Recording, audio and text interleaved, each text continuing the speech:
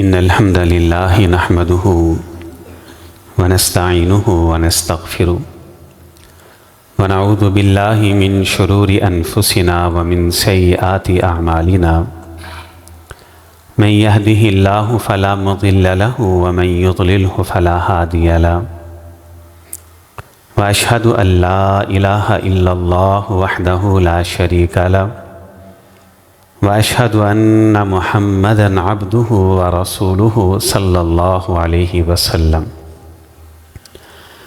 يا أيها الذين آمنوا اتقوا الله حق تقاته ولا تموتن إلا وأنتم مسلمون يا أيها الناس اتقوا ربكم الذي خلقكم من نفس واحدة وخلق منها زوجها وبث منهما رجالا كثيرا ونساء واتقوا الله الذي تساءلون به والأرحام إن الله كان عليكم رقيبا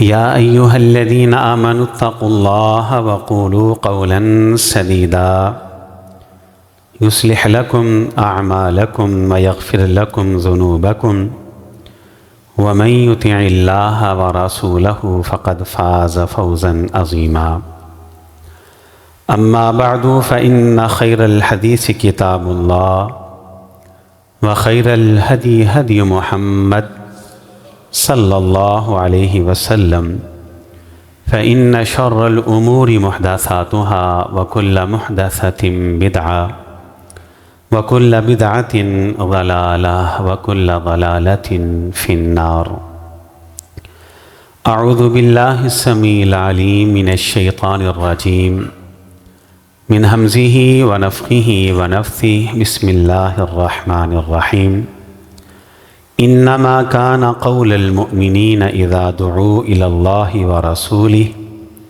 ليحكم بينهم أن يقولوا سمعنا وأطعنا وَأُولَئِكَ هُمُ الْمُفْلِحُونَ۔ دو لفظ بڑے معروف ہیں اور بڑے مشہور ہیں، ایک ہے اطاعت اور دوسرا ہے اتباع۔ یہ دونوں لفظ ہم بچپن سے سنتے آ رہے ہیں، دروس بھی ہوتے ہیں، اور ویسے ہمارا یہ نعرہ بھی ہے کہ ہمارے دو ہی اصول ہیں، اطیعوا اللہ و اطیعوا الرسول۔ لیکن المیہ یہ ہے اور دکھ یہ ہے اور افسوس اس بات کے اوپر ہے کہ شاید ہم میں سے بھی اکثریت کو اس بات کا علم نہیں کہ اطاعت کس کو کہتے ہیں اور اتباع کس کو کہتے ہیں۔ تو جب علم ہی نہیں تو پھر عمل کیسے ہوگا؟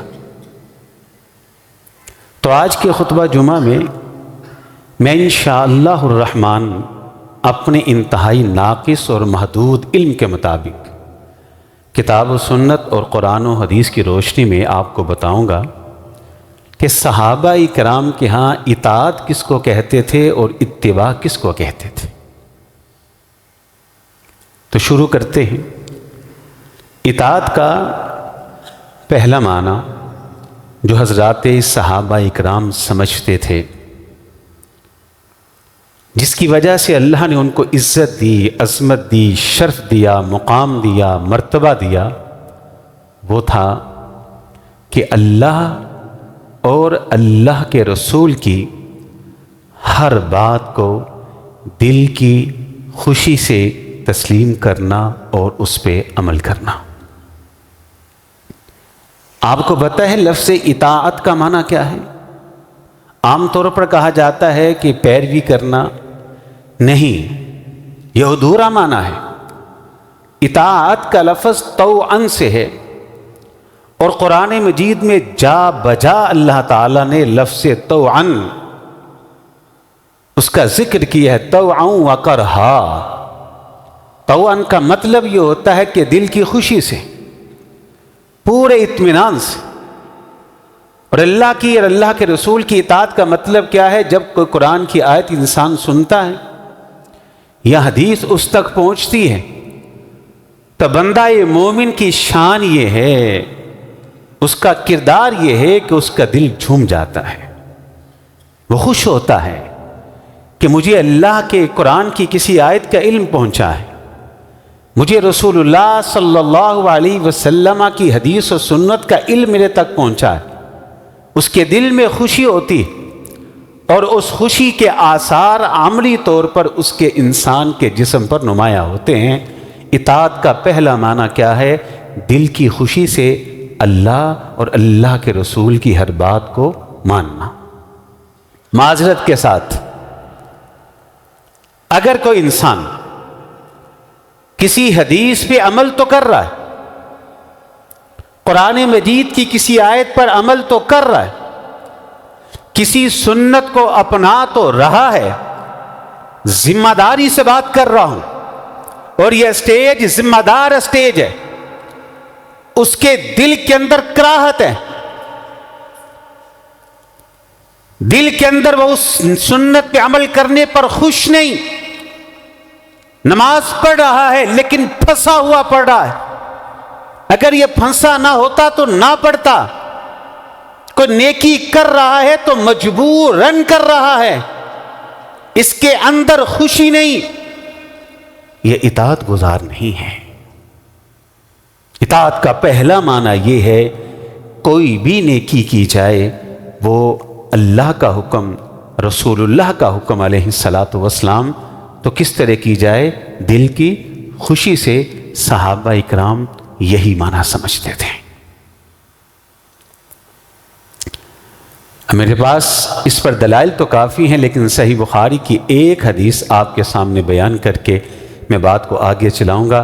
اس موضوع کو میں کافی تفصیل سے آپ کے سامنے رکھنا چاہتا ہوں تاکہ ہماری اصلاح ہو جائے۔ رافع بن خدیج صحابی ہیں رضی اللہ تعالیٰ، صحیح بخاری میں ہے، وہ خود بیان کرتے، کہتے ہیں ایک دن میرے چچا اللہ کے رسول کے پاس گئے علیہ الصلاۃ والسلام، واپس پلٹے تو واپس پلٹنے کے بعد انہوں نے ایک بات کہی۔ رافع بن خدیج کہتے ہیں رضی اللہ تعالیٰ، میرے چچا نے کہا کہ میں ابھی اللہ کے رسول کے پاس تھا علیہ الصلاۃ والسلام، وہاں سے آیا ہوں، اب آپ نے ہمیں کاروبار کی ایک شکل ایسی ہے جس میں ہم کو بڑا نفع تھا، فائدہ بڑا تھا، اس سے منع کر دیا ہے کہ آج کے بعد تم نے کاروبار کی یہ شکل نہیں اپنانی، یہ میرے دین میں جو میں اسلام لے کے آیا ہوں اس میں اس کی کوئی اجازت نہیں۔ رافع بن خدیج کہتے ہیں میرے چچا نے پتہ کیا کہا؟ میرے چچا نے کہا، رافع وہ شکل جس سے اللہ کے رسول علیہ الصلاۃ والسلام نے آج منع کر دیا، اس شکل میں نفع بڑا تھا، فائدہ بڑا تھا، لیکن سن لو، اللہ کی قسم، قسم اٹھاتے اللہ کی قسم، نبی علیہ الصلاۃ والسلام کی بات کو دل کی خوشی سے ماننا اور تسلیم کرنا انفع، یہ اس سے بھی زیادہ نفع والی بات ہے۔ اللہ، اصل نفع تو یہ ہے کہ آپ کی بات کو دل کی خوشی سے مانا جائے، جب آپ نے منع کر دیا تو اب میں رافع دل کی خوشی سے آپ کی بات کو مان رہا ہوں۔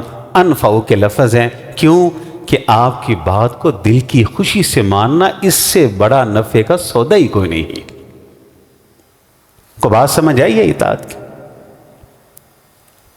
اللہ اکبر، یہ اطاعت کا پہلا معنی ہے جو صحابہ سمجھتے تھے، دل کی خوشی سے اللہ اور اللہ کے رسول کی بات کو ماننا۔ اطاعت کا دوسرا معنی کیا ہے؟ اللہ اکبر، ایک سورہ مبارکہ ہے جس کا نام ہے النور، 18ویں پارے کے اندر سورۃ النور، جس کا نام ہے روشنی، بصیرت کی روشنی۔ اور میں تو اکثر کہتا ہوں کہ جو اس سورہ مبارکہ کو پڑھ لیتا ہے، اس کا ترجمہ پڑھ لیتا ہے، تفسیر پڑھ لیتا ہے، اس میں موجود جو مسائل ہیں ان مسائل کو سمجھ لیتا ہے، اللہ تعالیٰ اس کے دماغ کو روشن کر دیتے، اس کے دل کو روشن کر دیتے ہیں، اسے فہم کی روشنی اللہ عطا کر دیتے ہیں، بصیرت کا نور اللہ عطا کر دیتے ہیں، ہدایت کا نور اللہ اس کو عطا کر دیتے ہیں۔ یہ وہ صورت ہے کہ جس کا نام ہی النور ہے، مطلب یہ کہ ہر اعتبار سے یہ صورت روشنی ہی روشنی ہے۔ اس میں اللہ فرماتے اللہ اکبر، انما کان قول المؤمنین اذا دعوا الی اللہ ورسولہ۔ اللہ اکبر، سبحان اللہ۔ میں اس آیت کی تفصیل بیان کرنے سے پہلے صحیح بخاری کے اندر سے ہی ایک واقعہ آپ کے سامنے رکھنا چاہتا ہوں، پھر آپ کو پتہ چلے گا کہ صحابہ اکرام اطاعت کیسے کرتے تھے، اطاعت کا معنی وہ کیا سمجھتے تھے۔ قرآن مجید کے اندر بھی موجود ہے۔ غزوہ تبوک ہوا نا، آپ علیہ الصلاۃ والسلام نے اعلان کیا کہ نکلنا ہے تبوک کے لیے۔ اللہ تعالیٰ آپ سب کو مدینہ لے کے جائے۔ جب مدینہ جائے نا تو وہاں جو تبوک کا راستہ ہے اور سڑک ہے، وہاں بورڈ لگا آپ کو نظر آئے گا، اور اس بورڈ کے اوپر میں نے خود پڑھا، لکھا تھا کہ مدینہ سے تبوک کا فاصلہ ہے 700 میل۔ سخت گرمی کا موسم ہے، مہینوں محنت کی، بیج ڈالا، فصل لہلہا رہی ہے، کھیت پکے ہوئے ہیں، پھل اناج پکا ہوا ہے، سخت گرمی کا موسم ہے، اعلان ہوا کہ تبوک جانا ہے، جہاد اور قتال کے لیے نکلنا ہے۔ سارے کے سارے صحابہ خوشی سے تیار ہوئے اور نکل پڑے۔ کسی نے نہیں کہا کہ موسم تو ہے کہ ہم اپنے محنت کا پھل کاٹیں، بیچیں، جیب اپنی بھریں، جو مال خرچ کیا ہے، انویسٹمنٹ کی ہے، اس کا نفع لینے کا وقت ہے، حلق میں پیاس ہے، رس نچوڑ کر پینے کا وقت ہے، پھل اتار کے کھا کر اپنے پیٹ کو بھرنے کا موسم ہے، سایہ اللہ نے دیا ہے، سائے میں بیٹھ کر آرام کرنے کا وقت ہے۔ آپ کہتے ہیں نکلیں، ایک صحابی ایسا نہیں تھا جو پیچھے رہا ہو۔ اب قرآن مجید میں چند صحابہ کا اللہ نے ذکر کیا ہے کہ وہ بھی آئے۔ اب یہ غریب تھے، مسکین تھے، سواریاں نہیں تھی اور پیسے بھی نہیں تھے، اور آ کر کہتے ہیں اللہ کے رسول ہم بھی جانا چاہتے ہیں علیہ السلام، لیکن ہمارے پاس نہ مال ہے نہ سواری ہے۔ تو آپ نے پتہ کیا جواب دیا؟ لا آجیدو، بھائی بات یہ ہے کہ میرے پاس بھی تمہیں دینے کے لیے سواریاں نہیں جا سکتے۔ ہم تو دل کی خوشی سے کرتے نہیں نا، ان کی کیفیت یہ تھی کہ کسی عمل سے رہ جاتے تو ان کے دل پہ چوٹ لگتی۔ آپ نے کہا تم نہیں جا سکتے، سفر کے لیے سامان نہیں، سواریاں نہیں۔ قرآن نے نقشہ کھینچا ہے، تولوا واعینہم تفیض من الدم، اللہ نے آسمان سے وحی کا نزول کر دیا، کہا تولوا واعینہم تفیض من الدم۔ پیارے حبیب، جب آپ نے اپنے ان غریب صحابہ کو یہ کہا کہ میرے پاس تمہیں دینے کے لیے سواریاں نہیں، وہ واپس پلٹے، دل غمگین تھا اور ان کی آنکھوں سے آنسو جاری اور ساری تھے کہ ہم ایک حکم پہ عمل نہیں کر سکے، حال عذر بھی موجود ہے۔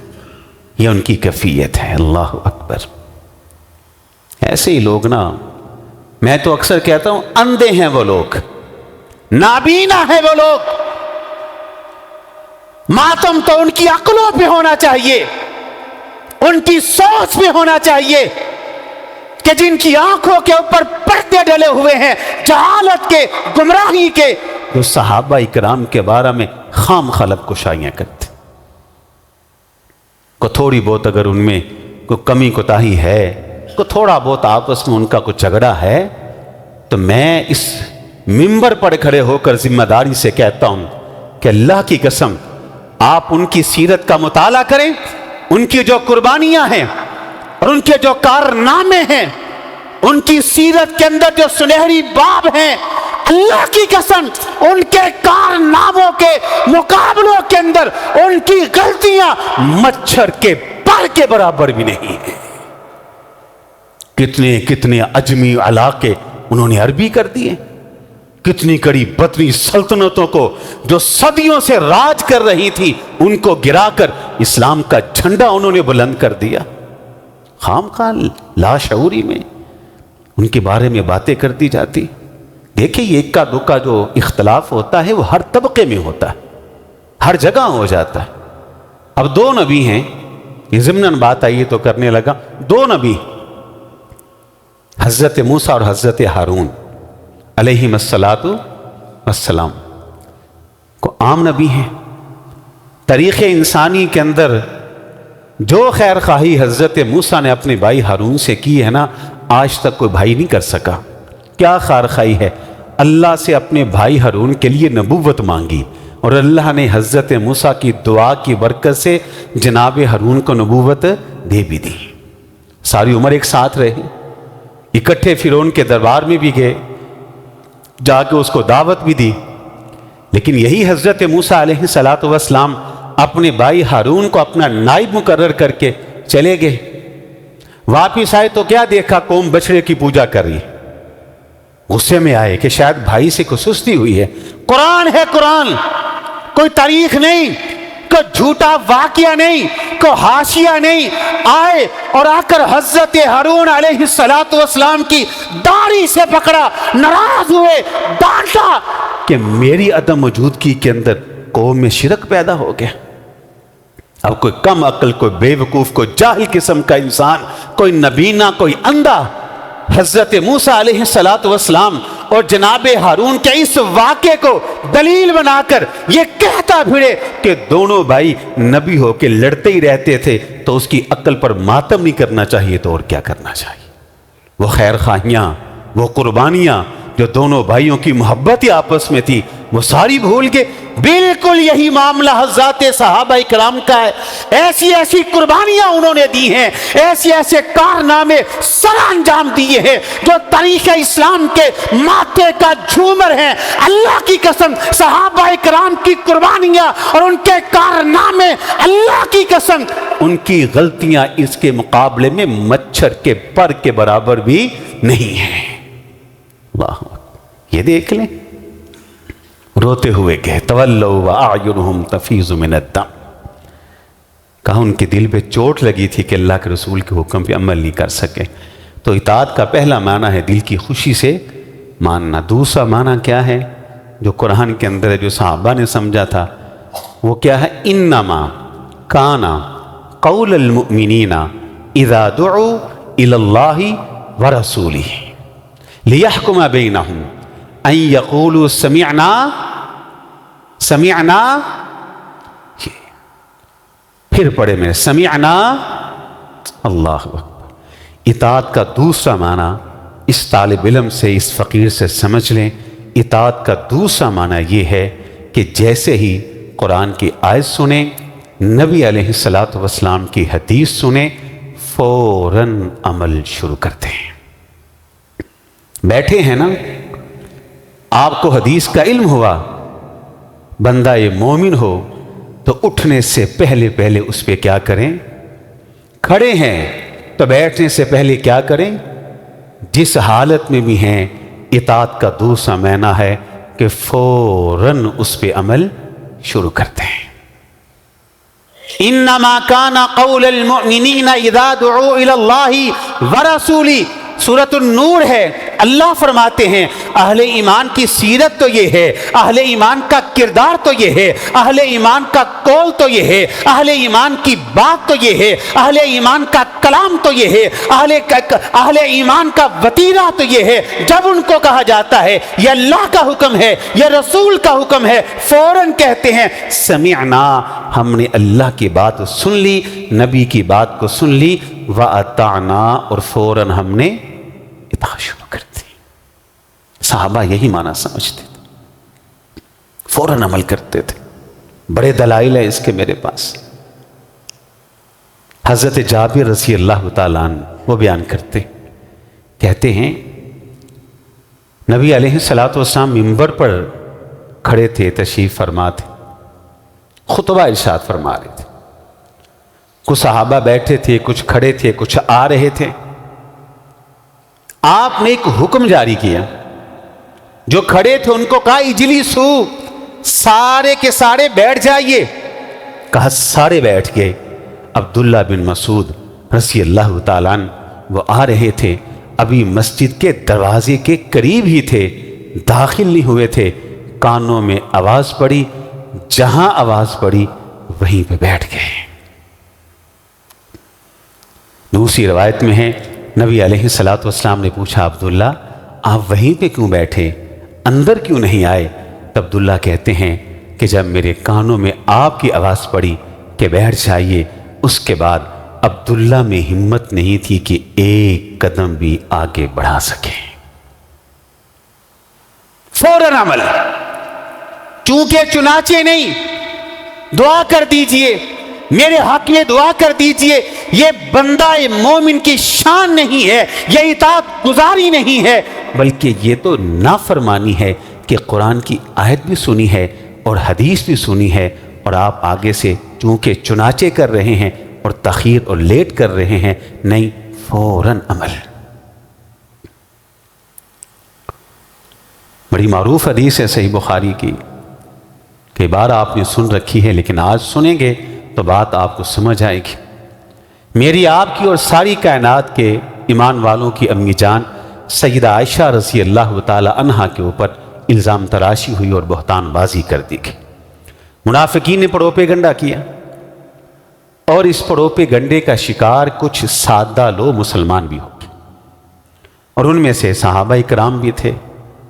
مداح رسول، اس کائنات کا سب سے بڑا نعت خواں، سب سے بڑا مداح رسول، وہ کہ جسے نبی علیہ السلام اپنے ممبر پر بٹھا کر اپنی نعت سنا کرتے تھے، حسان بن ثابت رضی اللہ تعالیٰ عنہ، وہ بھی پڑوپے گنڈے کا شکار ہوئے.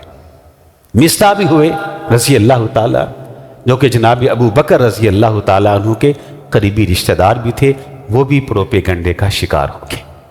یہاں میں رک کر نوجوانوں سے ایک بات کہنا چاہتا ہوں. یوٹیوب چینلز آپ دیکھتے ہیں، آپ انٹرنیٹ کے اوپر جا کر ویب سائٹ ان کو سرچ کرتے ہیں، فیس بک پر آپ جا کر پیج لائک کرتے ہیں. میں آپ سے کہوں گا کسی بھی یوٹیوب چینل کو دیکھنے سے پہلے، کسی بھی فیس بک کے پیج کو لائک کرنے سے پہلے، کسی بھی انٹرنیٹ کی ویب سائٹ کو جا کر ریسرچ کرنے سے پہلے آپ تحقیق کر لیا کریں، کیونکہ بڑے لوگ ہیں جو مرزائی ہیں، جو قادیانی ہیں، یوٹیوب کے اوپر چینلز کو کھولے ہوئے ہیں. بڑے یہودی ایجنٹ ایسے ہیں جو اسلام مخالف پروپے گنڈا کر رہے ہیں. اگر صحابی رسول کسی پروپے گنڈے کا شکار ہو سکتا ہے تو میں اور آپ کس بات کی مولی ہیں؟ اگر صحابی پڑوپے گنڈے کا شکار ہو سکتا ہے تو کیا آپ نہیں ہو سکتے؟ آپ بھی ہو سکتے ہیں. بڑے دشمنان صحابہ ہیں، دشمنان دین ہیں، بڑے ایسے ہیں جو ختم نبوت کے ڈاکو ہیں، بڑے ایسے ہیں جو یہودی ایجنڈے کے اوپر کام کرتے ہوئے نہ جانے کیا کچھ اپنے یوٹیوب چینل کے ذریعے لوگوں تک پھیلا رہے ہیں. آپ علماء کے قریب رہیے اور کسی بھی پڑوپے گنڈے کا شکار نہیں ہونا.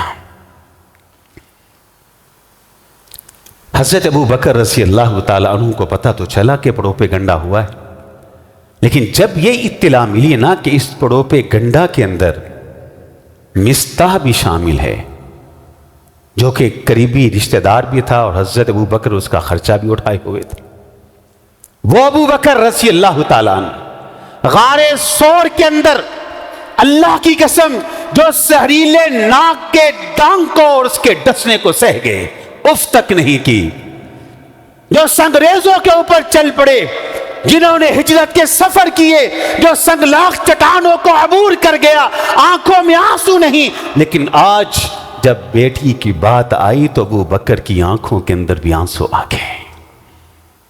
وہ جو ناک کے ڈسنے کے اوپر بھی نہیں رویا، وہ جو پاؤں کے زخمی ہونے پر بھی نہیں رویا، جو سور کی وادیوں اور پہاڑیوں پر چڑھتے ہوئے نہ رویا، آج بیٹی کا معاملہ آیا تو اس کی آنکھوں میں بھی آنسو آ گئے. اور صحیح بخاری میں جو الفاظ ہیں نا، صدیق اکبر نے کہا تھا، کہا لوگو اب تو میں مسلمان ہو چکا ہوں نا، میرے اہل خانہ مسلمان ہو چکے، سنو ابو بکر وہ ہے، صدیق اکبر وہ ہے کہ اسلام سے پہلے بھی کائنات کے کسی انسان کے اندر یہ جرأت نہیں کہ ابو بکر کے کردار پر، ابو بکر کے اہل خانہ کے کردار پر، ابو بکر کے آباء و اجداد کے کردار کے اوپر کوئی انگلی ہی اٹھا سکے۔ ہم تو اسلام سے پہلے بھی پاک دامن تھے، اب مسلمان ہوئے ہیں، اب تو قربانیاں ہیں، اب تو ہمارے حق میں قرآن اتر رہا ہے، اب تو فضائل اتر رہے ہیں، اب تو ہجرتیں کر رہی ہیں، اب کیسے ممکن ہے کہ حضرت ابو بکر کے گھر کے اندر ایسا کوئی گناہ ہو؟ خیر یہ بات ہوئی، ابو بکر رضی اللہ تعالی عنہ نے غصے میں تھے، بیٹیوں کا معاملہ بڑا نازک ہوتا ہے، ایک بات کہہ دی، اور وہ بات کیا کہی؟ کہی اللہ کی قسم آج کے بعد مستہ کو میں ایک پائی پیسہ بھی نہیں دوں گا، قسم اٹھا دی۔ اب اللہ رب العزت نے آسمان سے اس وحی کو نازل کر دیا، وَلَا يَأْتَلِ أُولِي الْفَضْلِ مِنْكُمْ وَالسَّعَةِ، جس کا سادہ ترجمہ یہ ہے، نانا وَلَا يَأْتَلِ أُولِي الْفَضْلِ مِنْكُمْ وَالسَّعَةِ، نانا جو عزت دار لوگ ہوتے ہیں، جو خاندانی ہوتے ہیں، جو کریم ہوتے ہیں، جو خود عزت دار، جن کے والد عزت دار، جن کے دادا عزت دار، جو نسل کریم ہوتے ہیں، خاندانی ہوتے ہیں، وہ انتقام نہیں لیتے، وہ بدلے نہیں لیتے، وہ ایسی قسمیں نہیں اٹھاتے کہ وہ نیکی چھوڑ دیں گے، احسان کرنا چھوڑ دیں گے۔ غلطیاں ہوتی ہیں، انسانوں سے ہوتی ہیں، وہ کیا کرتے ہیں؟ وہ غلطیوں سے درگزر کرتے ہیں اور معاف کر دیتے ہیں۔ جب یہ آیت نازل ہوئی، نبی علیہ السلام نے حضرت ابو بکر کو بلایا، رضی اللہ، ابو بکر ادھر آئیے، آپ کے میں نا آپ کو قرآن مجید کی ایک آیت پڑھ کے سنانا چاہتا ہوں، بلکہ کچھ اللہ نے آیتیں نازل کی ہیں پڑھ کے سنانا چاہتا ہوں۔ کہا سنائیے۔ پڑھتے پڑھتے جب ان آیات پر پہنچے نا، وَلَا يَأْتَلِ أُولِي الْفَضْلِ مِنْكُمْ وَالسَّعَةِ، ابو بکر کی آنکھوں میں آنسو ہیں جب یہ الفاظ پڑھے، الا تحبون ان یغفر اللہ لکم، اچھا وہ لوگ کہ جن کو اللہ نے عزت دی، فضیلت دی، عظمت دی، مقام اور مرتبہ دیا، وہ قسمیں اٹھا اٹھا کے کہتے ہیں کہ ہم غریب، مہاجر، رشتہ دار پر مال خرچ نہیں کریں گے اور معاف نہیں کریں گے۔ الا تحبون ان یغفر اللہ لکم، کیا وہ یہ پسند نہیں کرتے کہ ان کا اللہ ان کو معاف کر دے؟ اگر وہ چاہتے ہیں کہ ان کا اللہ ان کو معاف کر دے تو ان کو بھی چاہیے کہ وہ بھی اپنے نبی کے صحابی کو معاف کر دے۔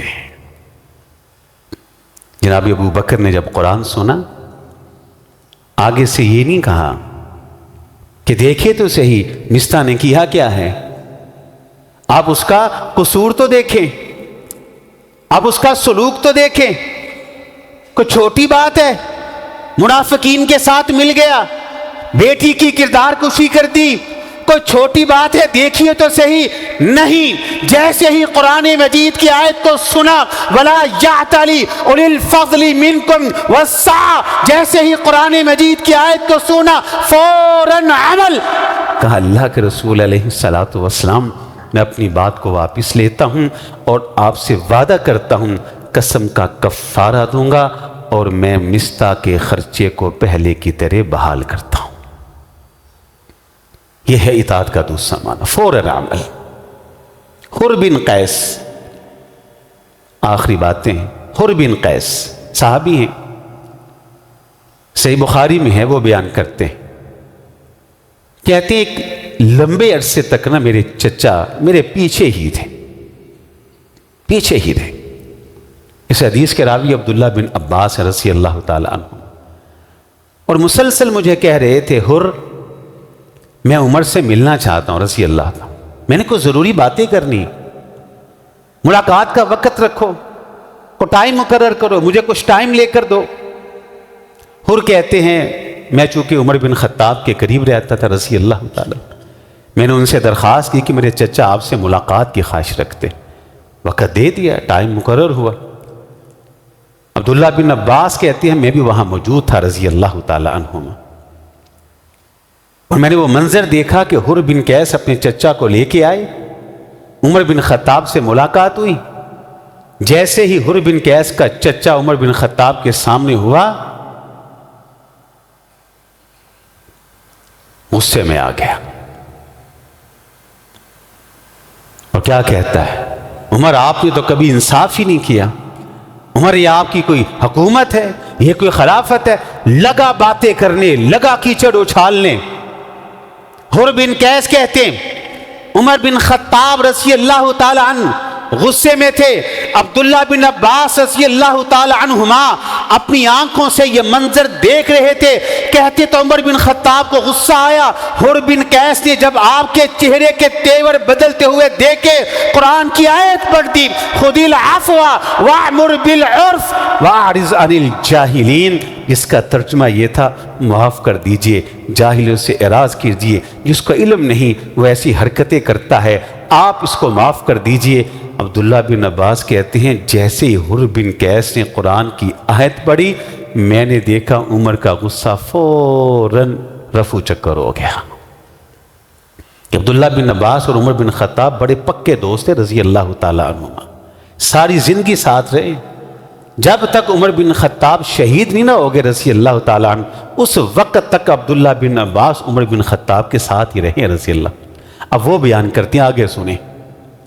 کہتے ہیں میں نے زندگی بھر عمر کے ساتھ رہا ہوں اور گزاری ہے، قسم اٹھاتے ہیں، کہتے ہیں اللہ کی قسم، واللہ اللہ کی قسم، میں نے ساری عمر بن خطاب کو دیکھا ہے وقافاً عند کتاب اللہ، جب بھی اللہ کے کتاب قرآن کی بات آتی یا نبی علیہ السلام کی حدیث کی بات آتی، فوراً عمر کا سر جھک جایا کرتا تھا۔ اسے کہتے ہیں اطاعت۔ کتنے معنی میں نے بیان کریے تھے؟ دو ہو گئے، ایک ہے دل کی خوشی سے، دوسرا کیا ہے؟ فوراً عمل کرنا۔ اب یہ کہنے والا اور سننے والے ذرا توجہ تو کریں، کیا واقعی ہم اطاعت گزار ہیں؟ اطاعت کا تیسرا معنی سمجھ لیں، پھر اس کے بعد میں اتباع کی مختصر تعریف کر کے بات کو ختم کرنے والا ہوں۔ اطاعت کا تیسرا معنی کیا ہوتا ہے جو صحابہ کرام سمجھتے تھے؟ وہ کیا تھا؟ وہ یہ تھا کہ مرضی اور منمانی نہیں کہ جس پہ دل آیا وہ تو مان لی اور جس کو دل نہ مانا تو اس کو چھوڑ دیا، نہیں۔ اطاعت کا تیسرا معنی یہ ہے کہ نبی علیہ السلام نے جو امت کو دیا ہے سب پہ عمل کریں، جو دیا ہے سب بولیں، سب عمل کریں۔ اور یہ بات میری تو نہیں، قرآن مجید کے اندر ہے، وَمَا آتَاكُمُ الرَّسُولُ فَخُذُوهُ، تمہیں رسول جو دے وہ لے لو اور اس پہ عمل کرو۔ یہ تین معنی میں نے اطاعت کے کی ہیں، معنی اور بھی ہیں لیکن مرکزی اطاعت کے یہ تین ہی معنی ہیں، باقی معنی جتنے بھی ہیں وہ سارے ان تین معنی کے تابع ہوں گے۔ پہلا معنی کیا تھا؟ دل کی خوشی سے۔ دوسرا معنی کیا تھا؟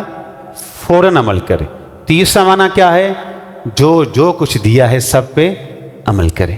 اچھا یہ تو اطاعت تھی، اتباع کس کو کہتے ہیں؟ اتباع جو ہے اس کا درجہ اطاعت سے بہت اوپر ہے۔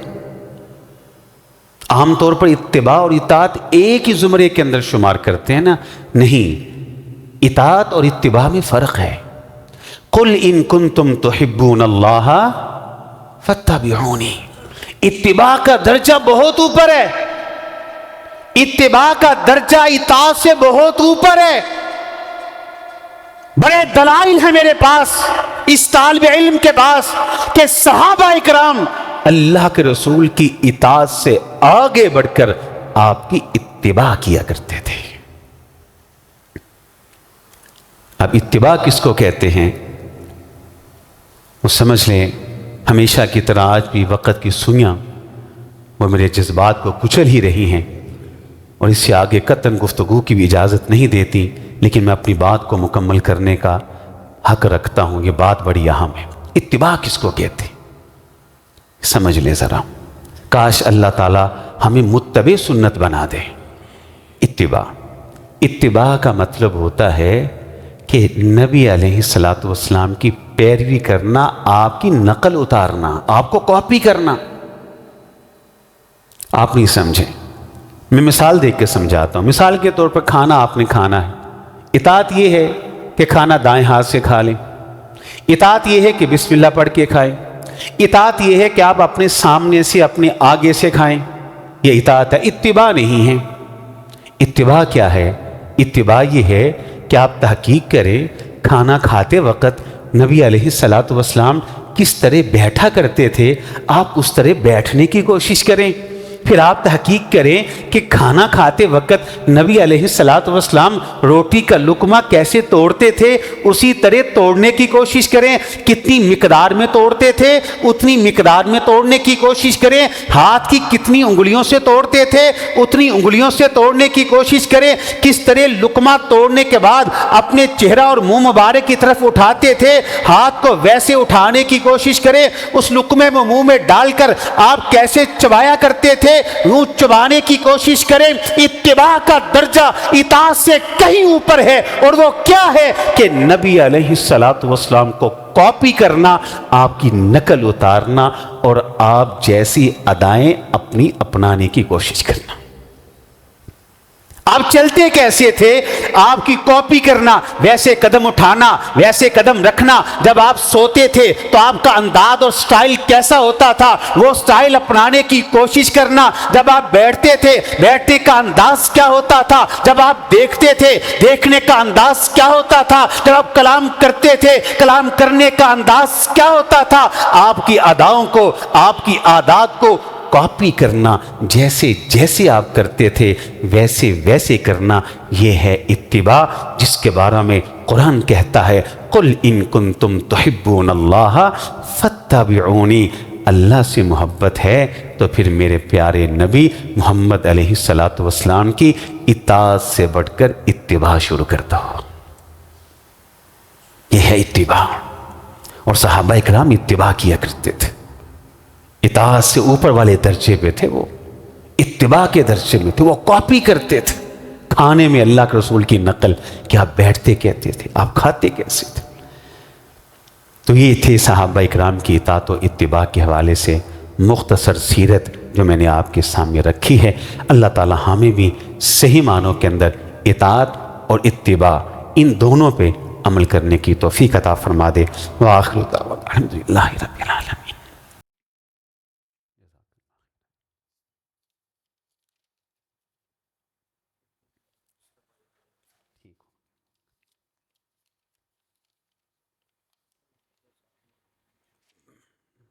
کر دینا، دعا کر دینا، جزاک اللہ خیر، بارک اللہ۔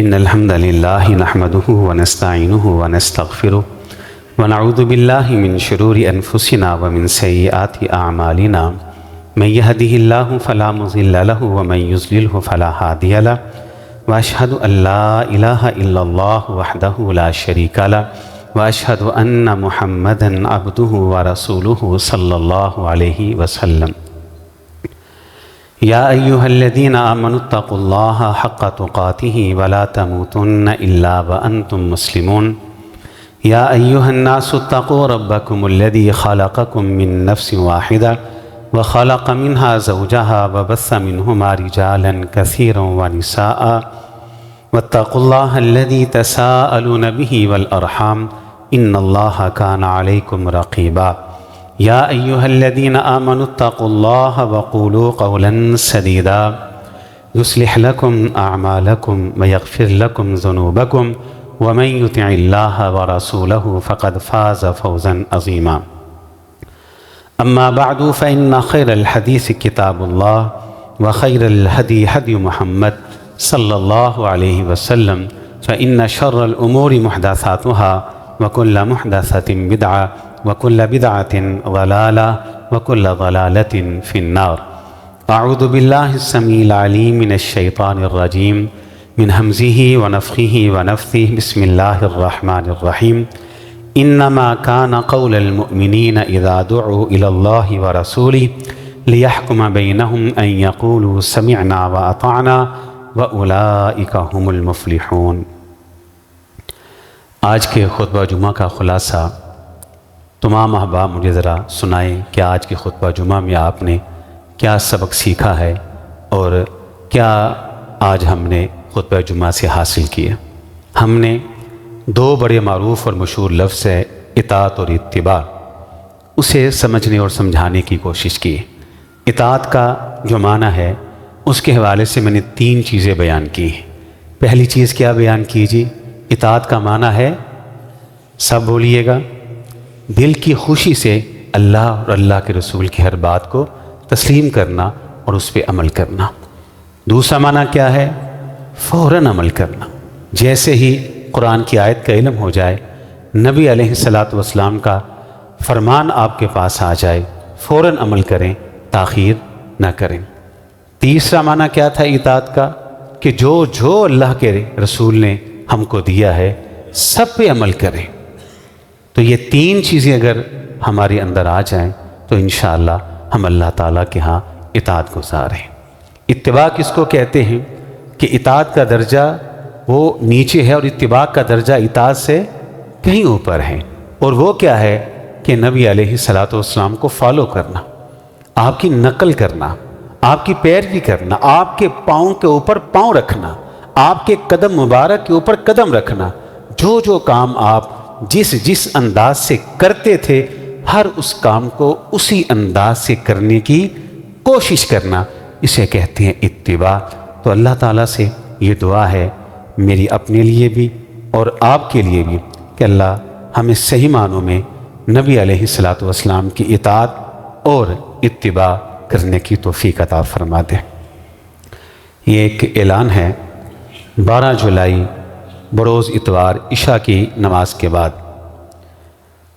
جامعہ مسجد محمدیہ اہل حدیث اکبر آباد سیالکوٹ کے اندر ایک عظیم الشان تبلیغی اصلاحی پروگرام منعقد ہو رہا ہے، جس کے اندر فضیلت الشیخ حضرت مولانا قاری احمد حسن ساجی صاحب حافظہ اللہ وہ تشریف لا رہے ہیں، ساتھ ہی اس پروگرام کے اندر شامل ہوں۔ بہت ساری دعاؤں کی درخواستیں آئی ہیں، سب کے لیے دعا کرتے ہیں۔ ایک ساتھی ہیں، ان کی بہنہ، ان کی خوشی کا موقع ہے، دعا کریں اللہ تعالیٰ ان کو ڈھیروں خوشیاں عطا فرمائے، اللہ تعالیٰ ان کو حاسدین کے حسد سے اور شیطان کے شر سے اللہ ان کو محفوظ فرمائے۔ سب کے لیے دعا کر دیں، اللہم اغفر لنا وللمؤمنین والمؤمنات والمسلمین والمسلمات، اللہم الف بین قلوبہم واصلح ذات بینہم، اللہم انا نسألک الہدی والتقى والعفاف والغنى، اللہم انکا عفو کریم تحب العفو فاعف عنا، فاعف عنا یا اللہ، فاعف عنا یا اللہ، فاعف عنا یا رحمان، فاعف عنا یا ارحم الراحمین، فاعف عنا یا اللہ، یا حی یا قیوم برحمتک نستغیث، اللہم اشف مرضانا ومرضى المسلمین، اللہم اشف مرضانا ومرضى المسلمین۔ اللہ جتنے بیمار ہیں سب کو شفاء کاملہ عاجلہ عطا فرما، اللہ جتنے لوگ پریشان ہیں سب کی پریشانیوں کو دور فرما، اللہ جتنے والدین بیٹیوں کے رشتوں کے حوالے سے پریشان ہیں اللہ سب کی پریشانیوں کو دور فرما، اللہ جتنے بھی والدین اولاد کی نافرمانی کی وجہ سے پریشان ہیں اللہ سب کی اولادوں کو ماں باپ کا تابع دار کرتے، اللہ بڑے لوگ ہیں جو جنات اور جادو کے اثرات کی وجہ سے پریشان ہے، اللہ ان کو بھی ان شیطانی اثرات سے محفوظ فرما۔ اللہ میں آپ سے دعا کرتا ہوں، جمیع کائنات کے ایمان والوں کے لیے دعا کرتا ہوں، اللہ ساری دنیا کے ایمان اور توحید والے جو فوت ہو کے قبروں میں جا چکے اللہ سب کی قبروں کو جنت کے باغ اور بغیچے بنا دے، اللہ مظلوم فلسطینیوں کی مدد فرما، مظلوم کشمیریوں کی مدد فرما، اللہ مسلمان جہاں جہاں مظلوم ہے وہاں وہاں ان کی تائید و نصرت فرما، اللہم اعز الاسلام والمسلمین، اللہم اذل الکفر والکافرین، اللہم اذل الشرک والمشرکین۔ اے اللہ ہم سب جو تیرے گھر میں اکٹھے اور جمع ہیں اللہ ہم سب کی دنیا بھی بہتر کر دے، اللہ ہم سب کی آخرت بھی بہتر کر دینا، اللہ ہم سب کو زندگی دینا ہدایت والی، سعادت والی، نیکی والی، تقوی والی، ایمان والی زندگی دینا۔ اے اللہ ہم سب کو موت آئے تو ایمان کی بہترین حالت میں موت آئے۔ ربنا آتنا فی الدنیا حسنہ وفی الآخرۃ حسنہ وقنا عذاب النار سبحان ربک رب العزة عما یصفون وسلام علی المرسلین والحمد للہ رب العالمین.